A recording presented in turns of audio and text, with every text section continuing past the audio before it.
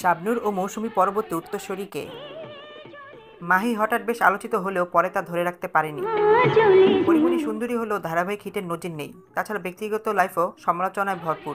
নুসরাত ফারিয়া ভালো নাচ জানলেও অনেকেরই মন্তব্য তার অভিনয় নাকি ন্যাকামোতে ভরা। পূজা চেরি বেশ ভালো ছবি সাইন করলেও তার নামে বা শুধুমাত্র তাকে দেখতে দর্শক হলে যাবে কিনা এরকম কোনো নজির নেই। দিঘির যাত্রা শুরু নাকি সঠিকভাবে হয়নি, তাই এই মুহূর্তে কিছুই বলা যাচ্ছে না। তাছাড়া এই সময় আলোচিত বেশ কিছু অভিনেতা অভিনেত্রীদের ব্যক্তিগত কর্মকাণ্ড তাদের ক্যারিয়ারকে ব্যাপকভাবে প্রভাবিত করেছে। একজন মাহিয়া মাহি অথবা একজন নুসরাত ফারিয়া নায়িকা হিসেবে কম গ্ল্যামার্স ছিলেন না। এমনকি প্রোডাকশন হাউস জাজ মাল্টিমিডিয়াও তাদেরকে লঞ্চ করেছিলেন প্রকৃতপক্ষে একজন স্টারের মতো করেই। শুরুর দিকে তাদের বেশ কিছু সিনেমা ভালো পারফর্ম করায় তারাই হতে চলেছিল আগামী দিনে নির্ভরযোগ্য সুপারস্টার। তবে ব্যক্তিগত কিছু ভুল সিদ্ধান্ত এবং প্রভাবশালী ব্যক্তিবর্গদের সাথে অত্যাধিক মেলামেশা এবং অতি দ্রুত অধিক অর্থ উপার্জনের লোভ তাদের ক্যারিয়ারের নির্মূল দিকে ধাবিত করেছে। যেমন আলোচিত অভিনেত্রী মাহিয়া মাহির মাহমুদ পারভেজ অপু এবং রাকিব সরকারের সঙ্গে বিয়ে এবং বিবাহ বিচ্ছেদ তাকে মিডিয়ায় বেশ আলোচিত করে রাখে।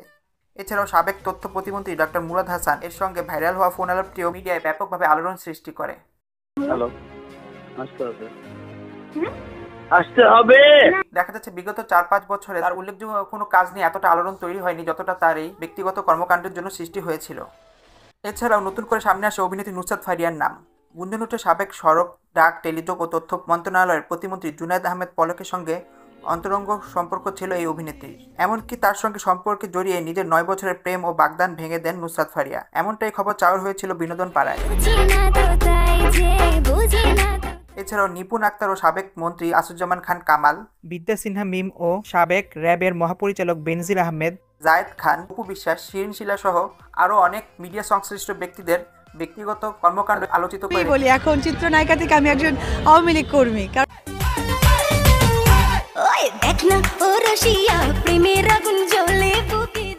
একজন ইমন যিনি 2006 থেকে 9 অবধি টিভি ইন্ডাস্ট্রি মিডিয়া দাপিয়ে বেরিয়েছে। মূলত তখনকার সময় মডেলিং জগতের স্টার ছিলেন তিনি। দেখতেও ছিলেন বেশ সুদর্শন, যার কারণে অফার পান চলচ্চিত্রে।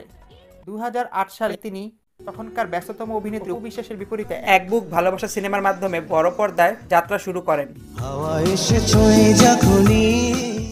এরপর সাহারা, রেসি থেকে শুরু করে জনপ্রিয় অভিনেত্রী শাবনূর অনেকের বিপরীতেই তিনি কাজ করেন। এমনকি টিভি মিডিয়ার বিন্দু, কুসুম শিকদার এদের সাথেও তিনি বেশ কিছু বিগ বাজেটের কিংবা অভিনয় সমৃদ্ধ সিনেমায় কাজও করেন। চাটুকারিতা স্বভাব, ক্ষমতার লোভ এবং দ্রুত সময় অধিক অর্থ উপার্জনের আকাঙ্ক্ষা তার ক্যারিয়ার গ্রাফকে নিচের দিকে ধাবিত করে। বর্তমান সময়ে শাকিব খানের চাটুকারিতা করতে দেখা যায় তাকে। এখন দেখার বিষয় তার সহযোগিতায় কতটুকু এগিয়ে নিতে পারেন তার ক্যারিয়ার।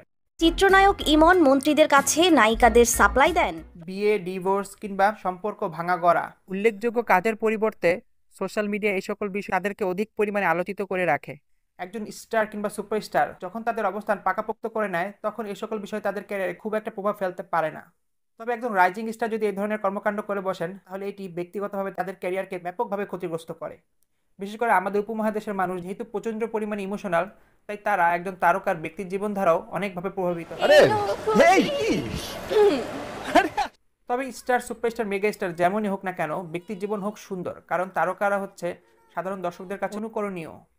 এখন দেখার বিষয় তাদের আপকামিং প্রজেক্টগুলো তাদের ক্যারিয়ার গ্রাফকে পুনরায় চাঙ্গা করে তুলতে পারে কিনা।